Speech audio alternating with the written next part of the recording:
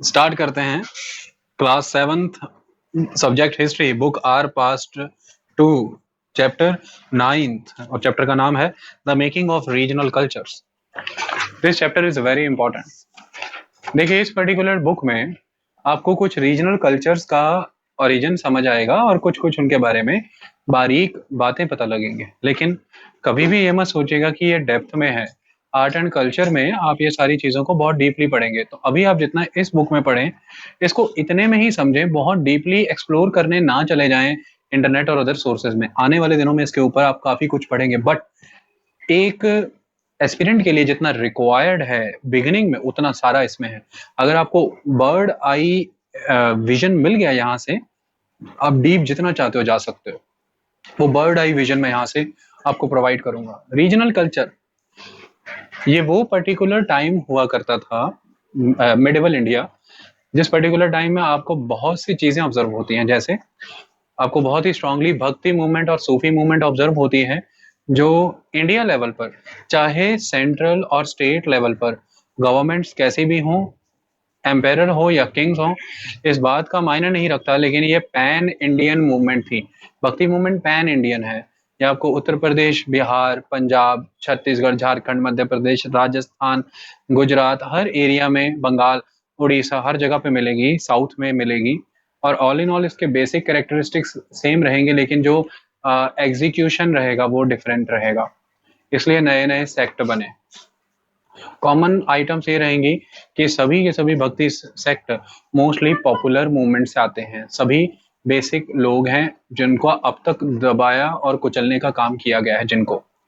इसके अलावा अगर आप देखें तो इसी पर्टिकुलर पीरियड में मुगल सोसाइटी खुद को कंसोलिडेट करती नजर आएगी, मुगल एम्पायर कंसोलिडेट होते नजर आएंगे, लेकिन with the passage of time Mughal empires weak होंगे और 17th-18th सेंचुरी में उनके वीक होने से उन्हीं के द्वारा अपॉइंटेड बहुत सारे नोबल और मनसबदार खुद की एक इंडिपेंडेंट किंगडम कार्व आउट करेंगे, जहां से आपको आर्ट एंड कल्चर में भी वो इंडिपेंडेंस नजर आने लग जाएगी मुगल दरबार से, लेकिन मुगल दरबार का एक प्रभाव भी नजर आएगा। इससे आपको रीजनल वेरिएशंस ऑब्जर्व होंगी, ये एक इंपॉर्टेंट एस्पेक्ट है। जब भी आज आप बात करते हैं, मेरे चैप्टर का नाम है रीजनल कल्चर्स, चैप्टर का नाम है रीजनल कल्चर। जब भी हम रीजन्स की बात करते हैं, आज मैं आपसे कहूं कि आपको एक रीजन आइडेंटिफाई करना है, करके दीजिए। तो रीजन आइडेंटिफाई करने का सबसे बड़ा तरीका क्या रहता है? आप सबसे पहले लैंग्वेज पे फोकस करते हैं, और बड़ा इजी है। पंजाबी बोलने वाले पंजाबी, उड़िया बोलने वाले उड़िया, बंगाली बोलने वाले बंगाली, है ना, गुजराती बोलने वाले गुजराती, मराठी बोलने वाले मराठी, तेलुगु बोलने वाले आंध्र, तमिलियन बोलने वाले तमिल, मलयालम बोलने वाले केरलियन। लैंग्वेज के बेसिस पर आप सबसे बेसिक लेवल पर रीजन्स को आइडेंटिफाई करते हो। लैंग्वेज आपकी एक आइडेंटिफिकेशन है। इसके अलावा अगर मैं आपसे आज एक बात कहूं कि आपके सामने एक पर्सन खड़ा है, आइडेंटिफाई करके दो, आप उसके क्लॉथ देखेंगे, पहनावा, कपड़े नहीं देखेंगे, पहनावा देखेंगे। कपड़े और पहनावे में अंतर होता है, ठीक है। पहनावा देखेंगे आप, उसका ईटिंग हैबिट, ईटिंग स्टाइल, उसका कुजीन देखेंगे, वो खाने में क्या खाता है, उसके त्योहार ऑब्जर्व करेंगे, उसकी भाषा ऑब्जर्व करेंगे। तो उसका पहनावा, भाषा, उसके सॉन्ग्स, उनके फेस्टिवल्स, ये सारी चीज़ों से आप उसका रीजन बता सकते हैं, और इन्हीं को हम कहते हैं कल्चर। अगर आज आपसे कोई पूछे कि आपकी कल्चर क्या है, आपकी भाषा, आपकी सभ्यता, आपके फोक, आपका म्यूजिक, आपके डांसेस, आपके फेस्टिवल्स, आपका पहनावा, आपका खाना, ये आपका कल्चर है। तो इस तरह से आप आज कंट्री लेवल पर बहुत सारी रीजनल डिस्टिंक्शंस ऑब्जर्व करते हैं अलग अलग कल्चर्स में। पंजाब का कल्चर कुछ और है, और बड़े लेवल पर पंजाब में खास सिस्टम मनाया जाता है। गुरु गोबिंद सिंह जी के समय से ही ये चल रहा है बहुत स्ट्रांगली कि दिवाली और बैसाखी के दिन सभी लोग अमृतसर में इकट्ठा हुआ करते थे। ये इंपॉर्टेंट एक्टिविटी है। अलग अलग जगह पर पूरा पंजाब किंगडम अलग अलग जत्थों में बटा हुआ था, और वह जत्थे सभी तरह से एकत्रित होने का काम करते हैं। कब, किस समय में? जब बैसाखी आती है और जब दिवाली। और यहाँ पर जो पूरी कौम है, वो जो कंक्लूसिव डिस्कशन करने के बाद एक कंक्लूडेड स्टेटमेंट लॉन्च करती है, वो जो रस निकल के आता है, यह गुरु की मत है, यह गुरु की थॉट है, यह गुरु की सोच है, इसे गुरमत कहा जाता है। तो एक डेमोक्रेटिक सिस्टम आप सिखिज्म में देखते हैं कि गुरमत के कंसेप्ट के थ्रू वो चलते हैं। सभी लोग मिल करके, कम्युनिटी पूरी मिल के जो निर्णय लेती है, वह गुरमत है। ये सिखों का अपना एक सिस्टम हुआ, दिवाली को लेके, होली को लेकर, दिवाली को लेके और बैसाखी को लेकर के। लेकिन इससे बिल्कुल उल्ट देखिए, हिंदू कम्युनिटी में दिवाली का उद्देश्य ही एकदम अलग रहता है। वहां पर राम जो है वह वापस आते हैं अयोध्या श्रीलंका से, तो वो बनवास काट के वापस आ रहे हैं। और इसको इस तरह से देखा जा रहा है कि अंधियारा दूर हुआ है, उजाला हुआ है, धर्म का उजाला हुआ है। तो घी के तेल के दिए लोग जलाते हैं, ये एक इम्पॉर्टेंट एस्पेक्ट है दिवाली में। उनका कंसेप्ट हिंदुओं का अलग है। इस्लाम में देखिए तो दिवाली है नहीं, वो मनाएंगे नहीं। क्रिश्चियन देखिए तो वो मनाएंगे नहीं, वो अपना ईस्टर मनाएंगे या वो क्रिसमस मनाएंगे। सबका अपना अपना सिस्टम है। ये सारे concepts season to season, day by day, region by region vary करते रहते हैं। और ये भारत जो आज आपके सामने खड़ा है इतनी सारी रीजनल वेरिएशंस के साथ, लेकिन फिर भी कुछ होमोजेनिटीज हैं, कुछ कंसेप्ट्स हैं जो हैं पूरे वर्ल्ड वाइड। जहां बात करता हूं मैं कि क्रिश्चियनिटी में क्रिसमस है, अदर रिलीजन्स में नहीं है, ऐसा आप क्रिश्चियनिटी की कौम के बारे में कह सकते हैं। लेकिन आप ये कहें कि इंडिया कोई स्टेट होगा जिसमें उस दिन क्रिश्चियनिज्म के जीसस क्राइस्ट के जन्म के दिन वो क्रिसमस नहीं मनाया जाएगा, ऐसा नहीं। आपको ऑल इंडिया क्रिसमस मनाता दिखेगा। हर स्टेट में, हर डिस्ट्रिक्ट में, हर कॉलोनी में कुछ ना कुछ ऐसा सेलिब्रेशन रहेगा। इसी तरह से आपको ऑल इंडिया दिवाली दिखेगी, ऑल इंडिया होली दिखेगी, ईद दिखेगी, मुहर्रम दिखेगा, ये त्योहार नजर आएंगे। फिर जब आप बात करते हैं भाषा की, तो भाषा चाहे आपकी अपनी रीजनल है, लेकिन आप एक होमोजेनिटी देखते हैं कि ऑल इंडिया लेवल पर कनेक्टिविटी के लिए आपके पास कुछ कॉमन लैंग्वेजेस भी हैं। खुश रहे बाबू, ये इंपॉर्टेंट एस्पेक्ट है। इसके बाद जब आप कुजीन की बात करते हैं, फूड की बात करते हैं, तो नॉर्थ इंडियंस अगर बात करें तो वीट खाएंगे, east Indian south Indian rice खाएंगे। लेकिन अगर हम बात करें ईस्ट इंडियन की, तो राइस के साथ फिश खाएंगे। लेकिन साउथ इंडियन की बात करें तो राइस से इडली खाएंगे, राइस से डोसा खाएंगे। Rice is the common factor जिसने पूरे भारत को कनेक्ट किया है। भारत में नॉर्थ में आ जाए, हिमाचल चले जाए, उत्तराखंड चाहिए, पहाड़ी लोग जम के चावल खाते हैं, पहाड़ी चावल होता है। तो चावल को किस फॉर्म में खा रहे हैं वो अलग बात है, चावल सभी खा रहे हैं, होमोजेनिटी है। ऐसा नहीं है कि एक रीजन टोटली पोटैटो खा रहा है। जैसे यूरोपियन सिस्टम है तो स्टेपल क्रॉप क्या है, पोटैटो। अब वो पोटैटो नजर आएगा पूरा चारों तरफ। या फिर आपको बेक ब्रेड, पूरा यूरोप घूम लो, पूरा अमेरिका देख लो, ब्रेड बेकिंग सिस्टम। इंडिया में ऐसा नहीं दिखेगा। आप पंजाब से बंगाल चली जाइए, चपाती सिस्टम, रोटी सिस्टम, राइस सिस्टम। आप बंगाल से साउथ चले जाइए, rice system, dosa system, idli system, other systems. चावल को प्रोसेस करते हैं, वो चावल को रॉ नहीं खाते हैं, उनका अपना एक नियम है। तो ये तरह की डाइवर्सिटी और इस तरह की कनेक्टिविटी आपको इंडिया में हर किसी में दिखती है। ये सारा मल्टी कल्चरल जो एक कैनवास है हमारी कंट्री का, ये क्रिएट होता है इसी पर्टिकुलर मिडिवल इंडिया में।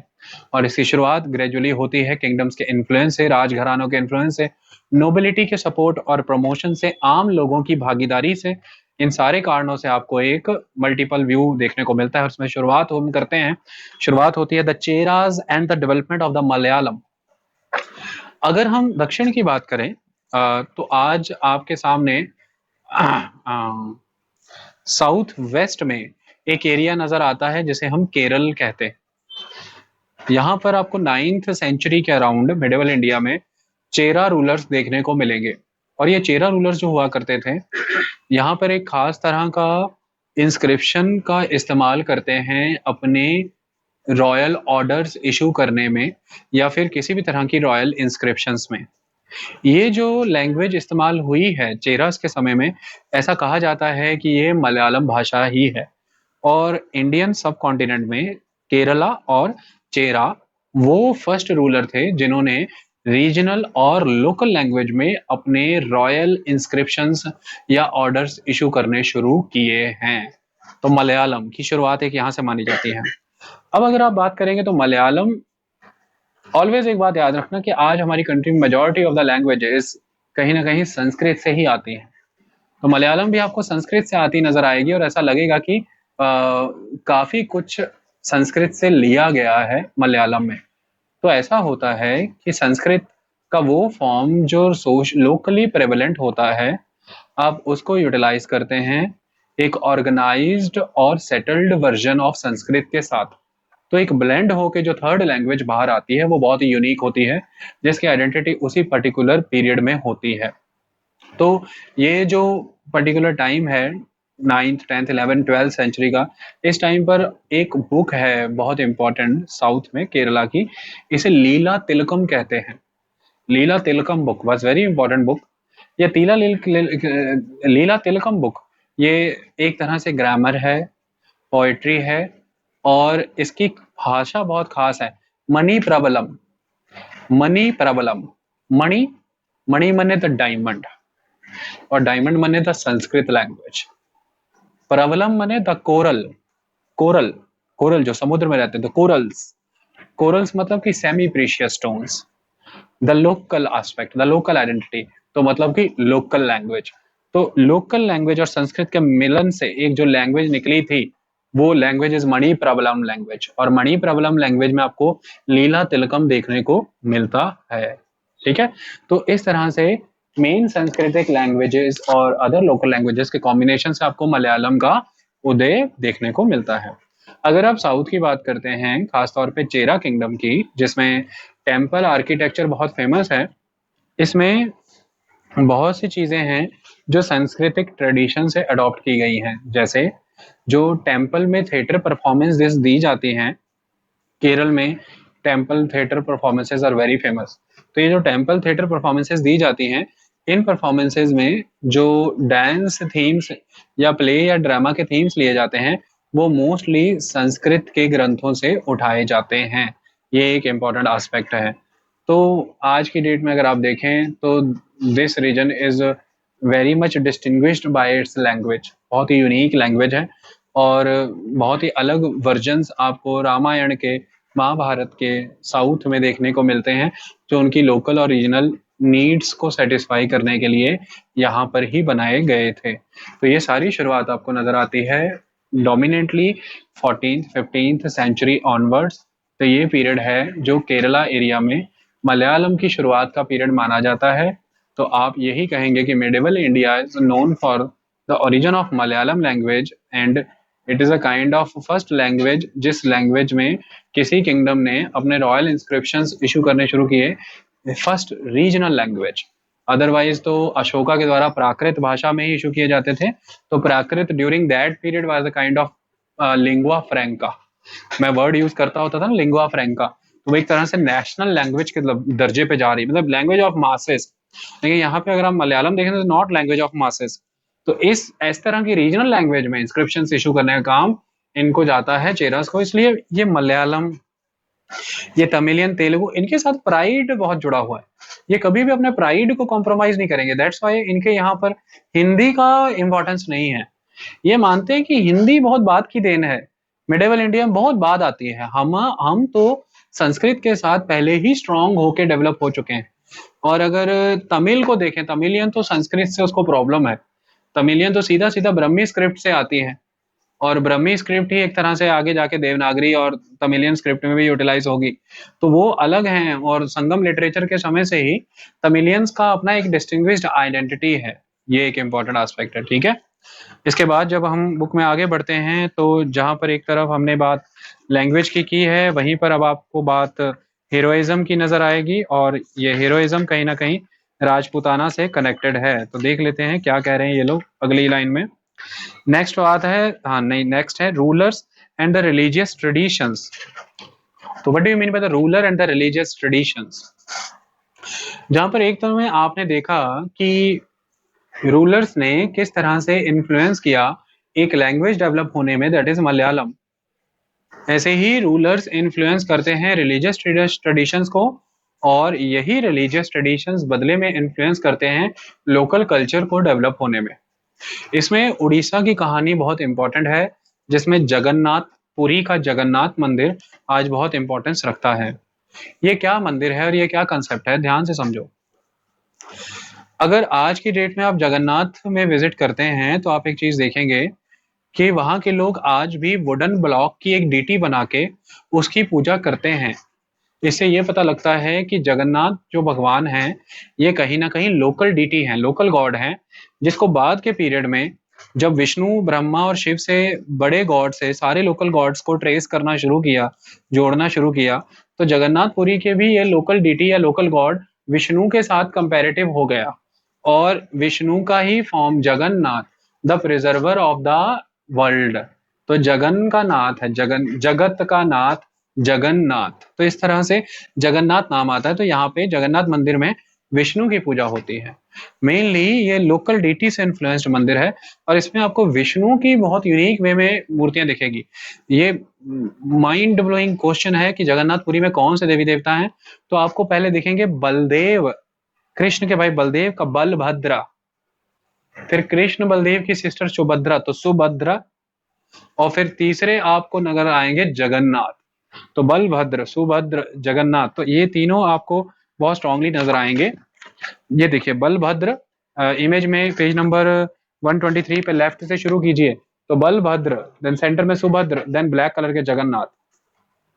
ठीक है, तो ये बहुत इंपॉर्टेंट एस्पेक्ट है, याद रखना। अब होता क्या है इस पर्टिकुलर टाइम में, ध्यान से समझो।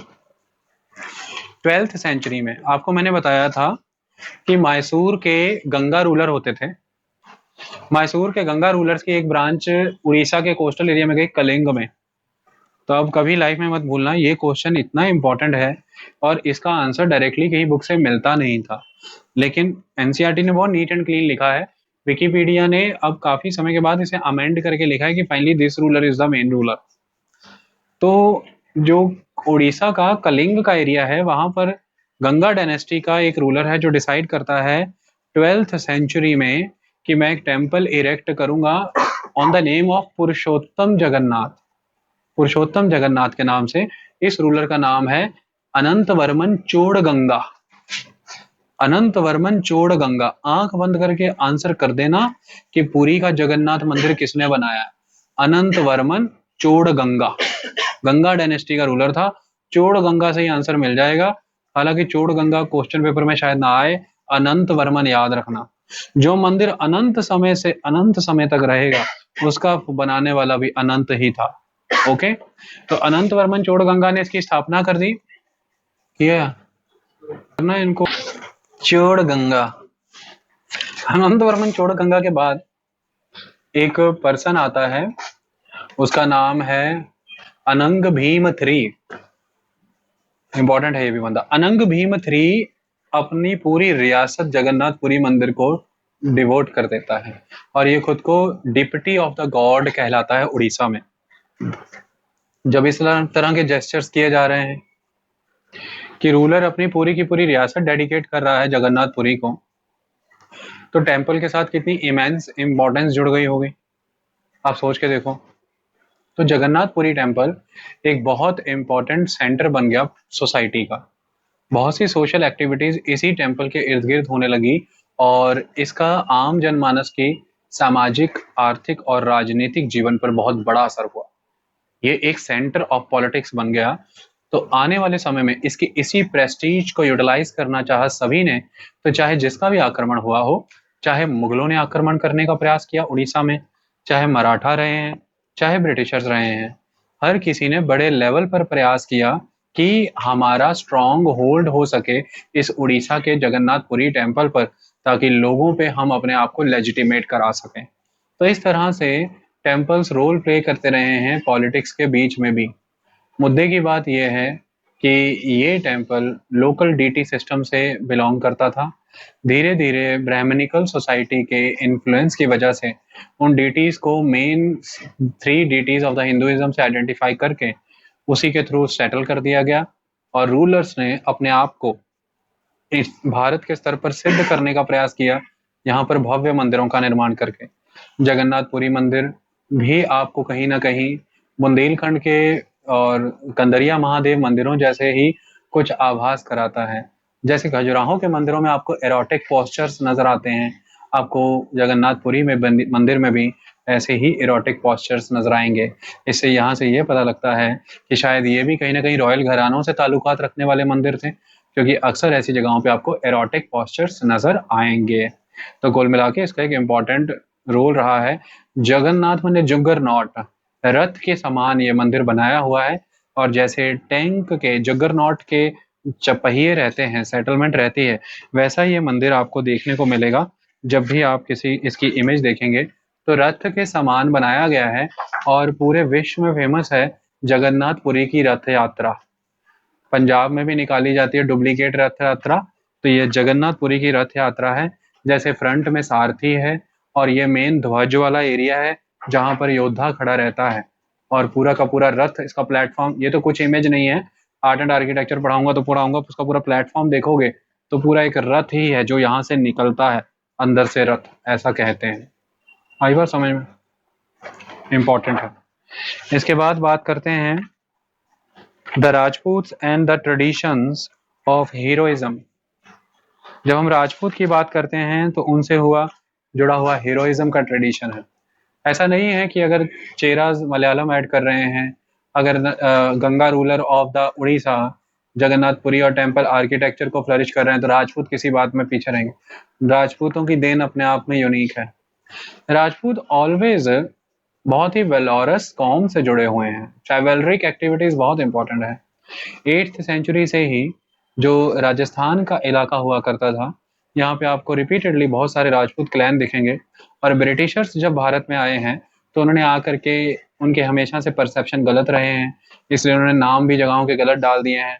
जैसे गलत सलत नाम वो हमेशा लेंगे, जैसे बॉम्बे रहेगा, असम रहेगा, उड़ीसा रहेगा, ये सारे गलत नाम है, डिस्टॉर्टेड नेम है, करेक्ट नाम नहीं है। तो उन्होंने आने के बाद जब ऑब्जर्व किया इस एरिया को तो उन्होंने इसको राजपूताना का नाम दिया, याद रखना। इससे एक गलत कंसेप्ट तो ये क्रिएट होता है कि शायद राजस्थान के एरिया में रहने वाले सारे ही राजपूतास थे। पहली बात तो ये इनकरेक्ट है। भारत में नॉर्थ, सेंटर और साउथ में उस समय में काफी राजपूत रह रहे थे। ठीक इसी तरह से राजस्थान में भी, राजपूताना के इलाके में भी रहने वाले सारे राजपूत नहीं होंगे। अगर राजपूत कहीं और रह रहे हैं तो वहां पर भी बहुत सारे और लोग रह रहे होंगे।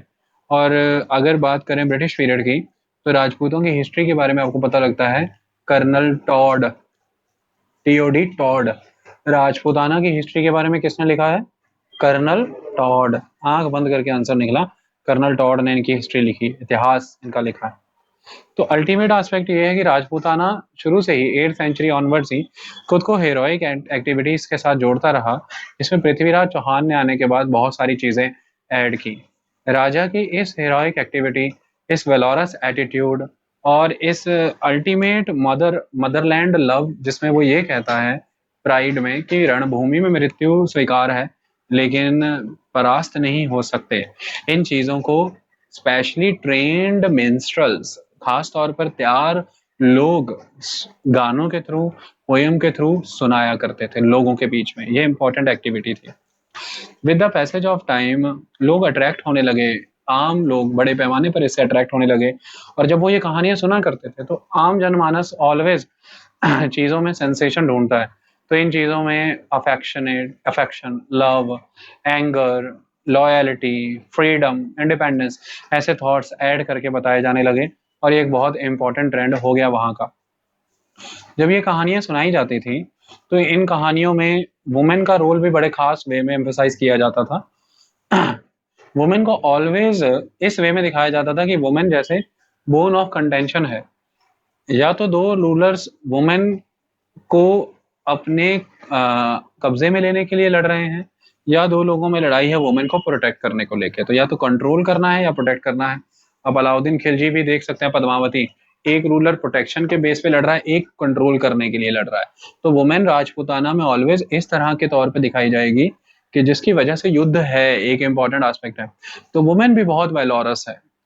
अगर हीरोइज्म है तो उसकी कॉस्ट भी पे करनी है, और वुमेन पीछे नहीं रहती है कॉस्ट पे करने में। तो राजा अगर चला गया है तो उसकी वाइफ भी उसके जलते हुए फायर पे, उसकी जलती हुई चिता पे गिरेगी।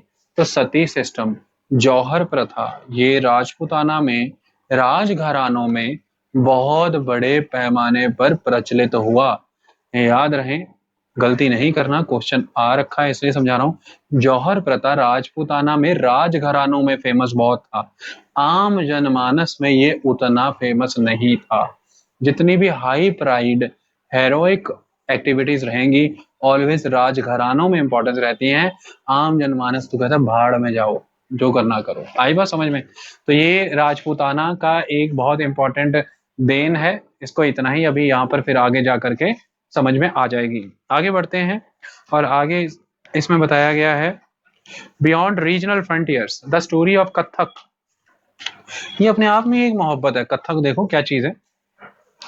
कथक अगर आप देखें KATHA के कथक, तो कथक एक संस्कृत वर्ड है जिसका मतलब है कथा। तो कथा से आता है कथक।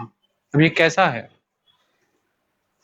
शुरू से ही ये जो हेरोइज्म की, राजपूताना की कहानियां हैं और अदर एस्पेक्ट्स हैं, ये सुनाने का काम बार्ड्स, बल्लाड्स, मिन्स्ट्रल्स ये किया करते थे और ये सिस्टम चलता रहता था। तो एक मेमोइर्स के तौर पर हिस्ट्री ओरली लर्न की जा रही है, लोगों को सुनाई जा रही है, समझाई जा रही है।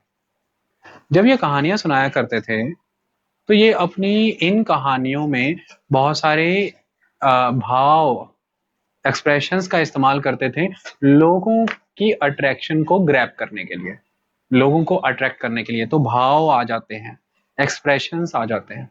फिर भक्ति मूवमेंट जब ये आता है तो भक्ति मूवमेंट में कृष्ण को बहुत फेमस कर दिया जाता है और खास तौर पे उसका रास लीला वाला कंसेप्ट। सूरदास आ जाते हैं और कृष्ण के ऊपर बहुत स्ट्रांग वर्क होता है ना? तो ललित साहित्य और बाकी चीजें। फिर बंगाल में अगर आप देखें तो जयदेव है। जयदेव संस्कृत में लिखता है गीत गोविंदम। आज जो आप कृष्ण की बाल कहानियां देखते हो ये आपको गीत गोविंदम में नजर आती है। ऑलवेज इस बात को याद रखना। तो गीत गोविंदम में आपको बाल कहानियां कृष्ण की मिलती हैं। जो गोपाल है, वो नंद लाला है, ग्वाला है, ये सारा गीत गोविंदम जयदेव का, ये बंगाल का राइटर है, संस्कृत में लिखा है इसने। तो ये जो आ जाती हैं सारी चीजें, चैतन्य महाप्रभु का कीर्तन सिस्टम आ जाता है, मीराबाई का भजन सिस्टम आ जाता है, जयदेव गीत गोविंदम लिखता है। कृष्ण की पूजा में रास लीला बहुत स्ट्रांगली इंड्यूस हो जाती है।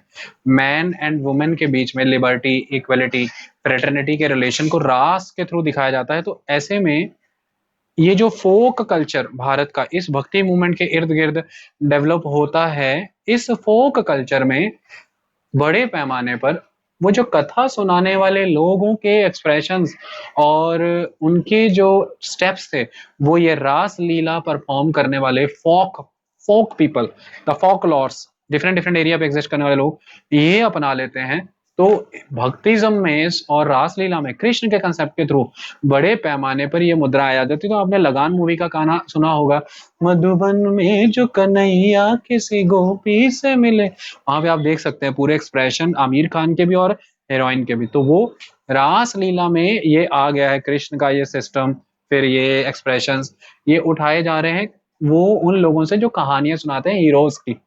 तो भक्तिज्म में आ चुका है। अब अल्टीमेटली ये सब चीजें जब आ गई हैं तो ये आर्टिस्ट, ये पर्सन्स, ये मुगल दरबार में भी परफॉर्मेंसेस दे रहे हैं, क्योंकि मुगल दरबार में राजपूत भी सर्विसेज दे रहे हैं। तो उनसे जुड़ी बातें, फिर मुगल राजा की कहानियां, उनकी महारतें। तो आपने देखा होगा कि अगर हम ध्यान से देखें, अलाउद्दीन खिलजी पद्मावती के हुस्न के बारे में सुन के उत्सुक भी तब हुआ था जब वहां पर किसी ने एक गाने में इतनी प्रेज कर दी थी पद्मावती की कि उससे बर्दाश्त नहीं हुआ कि इतनी सुंदर भी कोई है और एक राजा ऐसा भी है जिसके पास ये है।